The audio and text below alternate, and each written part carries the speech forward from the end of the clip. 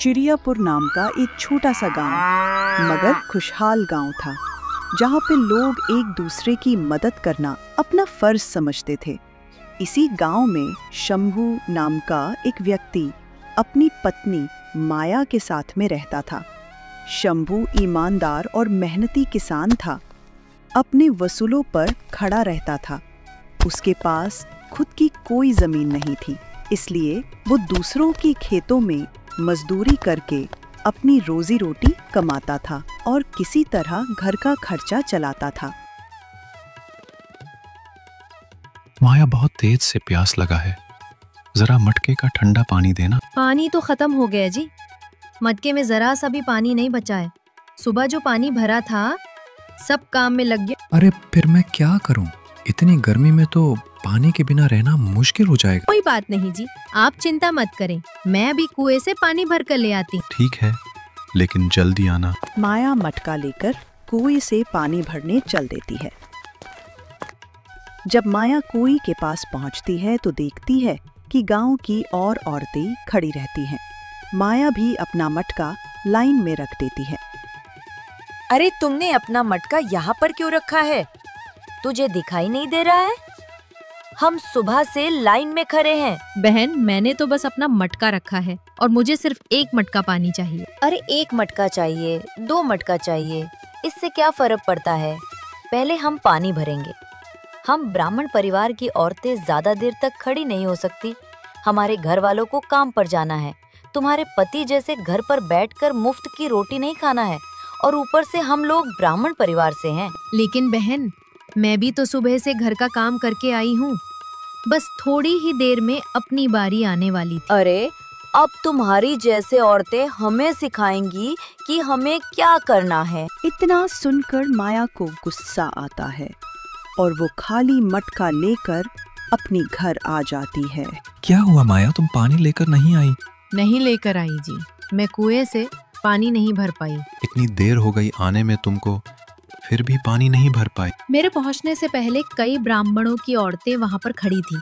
मैंने अपना मटका लाइन में रख दिया था, लेकिन जैसे ही मेरी बारी आई तो उन लोगों ने मुझे धक्का मारकर पीछे कर दिया। कहने लगी कि तुम छोटे जात वाले औरतों को हमारे लाइन में खड़े होकर पानी भरने का कोई अधिकार नहीं है। ये ऊंचे जात वाले हमेशा हम छोटे जात वालों को दबाते हैं, जैसे कि ये गांव इन्हीं के बाप का हो। और क्या अब पानी पर भी इन्हीं का हक हो गया है? हम मेहनत करते हैं, खेतों में पसीना बहाते हैं, तब तो ये ब्राह्मण लोग ये नहीं कहते कि ये खेती छोटे जात वाले ने किया है। हम ये फसल नहीं रखेंगे, फिर भी हमें ये लोग इंसान नहीं समझते हैं। सुनिए जी, मुझे एक बात समझ में नहीं आ रहा है कि ऊपर वाले ने तो जात का मोहर लगाकर नहीं भेजा है। ये जात पात ऊंच नीच हमने ही तो बनाया है। जो भी व्यक्ति इंसान को जाट के नाम पर बांट दिया है वो बहुत बुरा इंसान था। मैंने सोचा कि ये लोग पानी भर लें, तब मैं भर लूंगी, लेकिन उन सब औरतों ने मुझे वहां से हटा दिया। इन सब बातों को ज्यादा मत सोचो माया, मैं बिना पानी के भी रह लूंगा।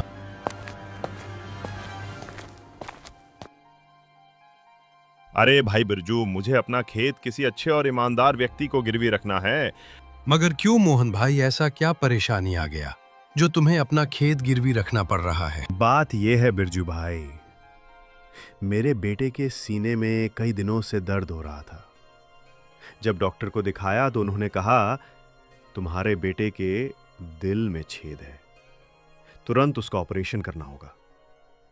भाई बिरजू, डॉक्टर साहब ऑपरेशन के लिए 1 लाख मांग रहे हैं। अब तुम ही बताओ, खेत गिरवी रखने के सिवा मेरे पास कोई और रास्ता भी तो नहीं है। भाई ये तो तुम्हारे साथ बहुत गलत हुआ। हे भगवान, इतना तकलीफ किसी को मत दे कि उस व्यक्ति को अपना घर खेत गिरवी रखने पड़े। बिरजू भाई, तो तुम ही बताओ मैं अपना खेत किसे गिरवी रखूं? मोहन, गांव में सरपंच जितना ईमानदार कोई नहीं है। तुम अपना खेत सरपंच जी को ही गिरवी रख दो। ठीक है बिरजू, मैं सरपंच जी के पास जा रहा हूँ। मोहन सरपंच जी के पास जाता है और सारी बात सरपंच जी को बताता है। ये तो बहुत दुख की बात है मोहन। एक काम करो, तुम मुझसे 1 लाख रुपए लेकर जाओ और अपने बच्चे का इलाज कराओ। जब तुम्हारे पास पैसे हो जाएंगे तुम सबके तुम लाकर मुझे लौटा देना। बहुत कुछ है, किसी चीज की कमी नहीं है। मुझे तुम्हारा खेत नहीं चाहिए मोहन, मैं पाप का भागीदार नहीं बनना चाहता। तुम अच्छे से अपने बेटे का इलाज कराओ। सरपंच जी, मैं आपका ये उपकार अपने जीवन में कभी नहीं भूलूंगा। आज आपने साबित कर दिया कि आप जैसे के ही रूप में भगवान हमारे पास रहते हैं। इतना कहकर मोहन अपने घर पहुंचता है। क्या हुआ जी, आप पैसे लेकर आ गए? राजू के सीने में सुबह से ही दर्द हो रहा है। हाँ शांति, मैं पैसे लेकर आ गया हूँ। पैसे भी मिल गए और खेत भी गिरवी नहीं रखना पड़ा। जब मैंने सरपंच जी से सारा बात बताया तो उन्होंने मुझे पैसे भी दिए और खेत भी नहीं लिए और बोले, मोहन जब तुम्हारे पास पैसे हो जाएंगे तब मुझे लौटा देना। हे भगवान, आप सरपंच जी को हमेशा खुश रखना, उन्हें कोई तकलीफ मत देना। आज उन्होंने बहुत बुरे समय में हमारी मदद किए हैं। हाँ तुम सच बोल रही हो शांति। अच्छा तुम घर पे रहना, मैं यहाँ पे दोस्त शंभू से मिलके आता हूँ। राजू को हॉस्पिटल लेकर कब जाना है जी? 1 घंटा पहले दवा दिया था उसको, अब थोड़ा आराम है, लेकिन दवा का असर ज्यादा देर तक नहीं रहेगा, फिर उसके पेट में दर्द होना शुरू हो जाएगा। मैं अपने बेटे को ऐसे दर्द में नहीं देख सकती हूँ। शांति, एक काम करो, कुछ देर बाद राजू को दोबारा दवा खिला देना। हम कल सुबह सुबह ही हॉस्पिटल चलेंगे। अच्छा, मैं शंभू से मिलकर आता हूँ। मोहन अपनी पत्नी से इतना कहकर शंभू से मिलने चल देता। कुछ दूर जाने के बाद मोहन देखता है कि शंभू गांव से बाहर एक चौपाल पर बैठा है।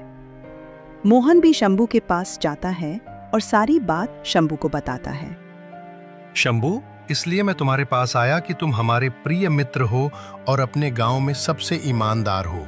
भाई शंभू, सरपंच जी ने मेरी लाचारी देखकर मुझे इतनी बड़ी रकम दिए हैं, तो मैं उन्हें ये पैसे जल्दी लौटाने की कोशिश करूंगा। ये सब सिर्फ तुम्हारी वजह से संभव हो सकता है। भाई शंभू, तुम मेरा खेत गिरवी ले लो। 4 हिस्से में से 1 हिस्सा मुझे दे देना, 3 हिस्सा तुम रख लेना। जो भी अनाज पैदा होगा। भाई मैं तुम्हारा खेत जरूर गिरवी लूंगा। मेरा तो यही काम है, मेहनत करना, अन्न उगाना। और हाँ भाई, जब तक तुम सरपंच जी का पैसा नहीं लौटा दोगे तब तक 3 हिस्सा तुम रखना, 1 हिस्सा मैं रखूंगा। ठीक है दोस्त, मुझे तुम्हारी शर्त मंजूर है, लेकिन दोस्त इसमें तुम्हारा नुकसान हो जाएगा। भाई, दोस्ती में मुनाफा और नुकसान नहीं देखा जाता। मैं तुम्हारे काम आया, यह मेरे लिए सौभाग्य की बात है। मेरे दोस्त, बस अब ऊपर वाले से यही प्रार्थना है कि फसल अच्छे से तैयार हो जाए और राजू बेटा बिल्कुल स्वस्थ हो जाए। अच्छा दोस्त, मैं चलता हूँ। शंभू हरे भरे खेतों में, जहां दूर तक लहलहाती फसलें नजर आती हैं, वहां सूरज की पहली किरण के साथ ही शंभू अपने खेतों में जुट जाता है। वो अपने पसीने की हर बूंद को मिट्टी में मिला देता है ताकि उसकी मेहनत रंग लाए और फसल बेहतरीन हो। हर दिन वो खेतों की जुताई करता, पौधों को पानी देता, समय समय पर खाद डालता और उनकी देखभाल करता, जैसे कोई माँ अपने बच्चे की देखभाल करती है।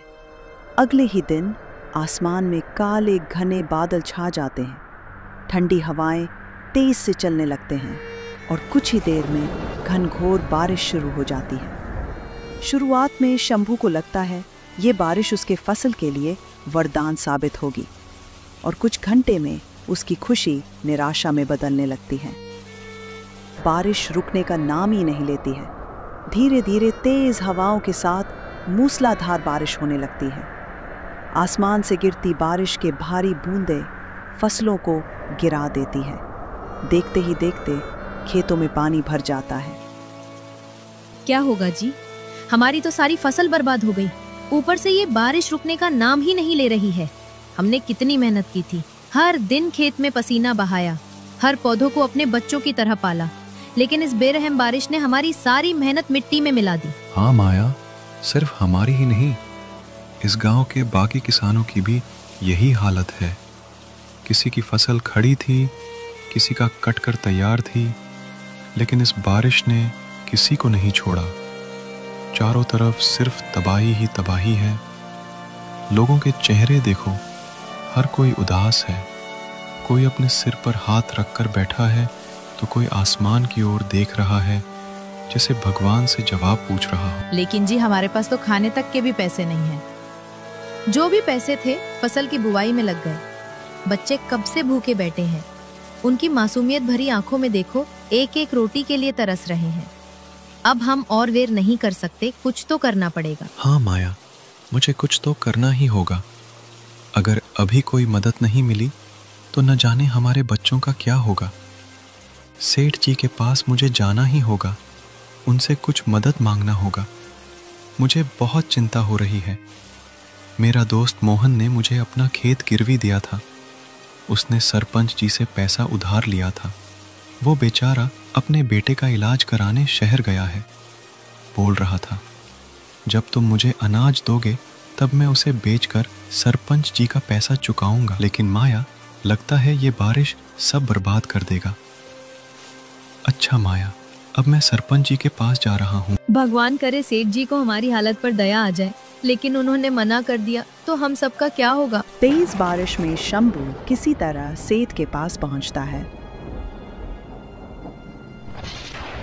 सेठ जी अपने घर में अलाव जलाकर बारिश के मजे ले रहे थे। सेठ जी, मैं बहुत बड़ी मुसीबत में पड़ गया हूँ।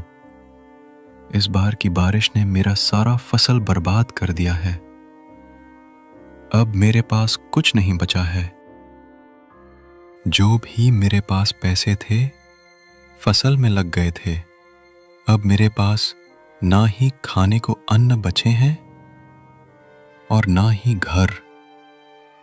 मैं आपके सामने हाथ जोड़कर विनती करता हूं, आप मुझे कुछ पैसे उधार दे दीजिए, नहीं तो मेरा परिवार भूख से मर जाएगा। मैं तुम्हें पैसा क्यों दूं शंभू? बारिश सिर्फ तुम्हारे लिए ही हो रही है। इस बार की बारिश ने हम सबको भी परेशान कर दिया है। सारा बिजनेस ठप पड़ा है। ऊपर से तुम पैसे मांगने आ गए। जाओ तुम, मैं तुम्हें कोई पैसा नहीं दूंगा। सेठ जी की बातें सुनकर शंभू उदास मन से घर वापस लौट आता है। क्या हुआ जी, सेठ जी ने पैसे दिए कि नहीं? माया, सेठ जी ने इनकार कर दिया पैसे देने से। बोल रहे थे कि इस बार की बारिश में सारा बिजनेस ठप कर दिया है, तो मैं तुम्हें पैसे कैसे दूं? मैं खुद ही परेशान हूँ। बोल तो सेठ जी भी सही रहे थे। ये बारिश सबके लिए मुसीबत बनकर आई है। पता नहीं इस बार का बरसात कैसे कटेगा। शुरुआत में जब ये हालात हैं तो आगे क्या होगा? घबराओ मत माया, ऊपर वाले सब ठीक कर देंगे। अच्छा माया, रात काफी हो गई है, चलो लेट जाते हैं। अगली सुबह होती है। बारिश बिल्कुल थम जाती है। माया, बारिश तो थम गई है, हमारी फसल भी बर्बाद हो गई है। मैं बाजार में जाकर कोई काम ढूंढता हूं।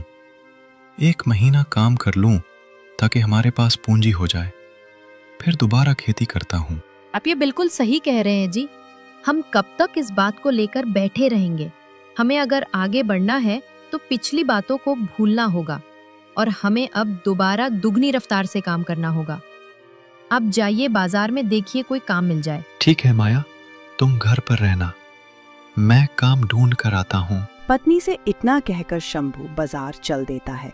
बाजार में जाता है तो 2-3 दुकानों पर पता करता है तो शंभू को एक ढाबे वाले की दुकान पर काम मिल जाता है।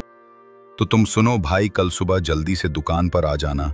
मैं काम को लेकर जरा सा भी लापरवाही बर्दाश्त नहीं करूंगा। जी साहब, मैं कल सुबह काम पे आ जाऊंगा, आप मुझसे बेफिक्र रहिए। इतना कहकर शंभू घर लौट आता है और अपनी पत्नी को काम के बारे में बताता है। अगली सुबह होती है। शंभू काम पर पहुंच जाता है। देखते ही देखते 1 महीना पूरा हो जाता है।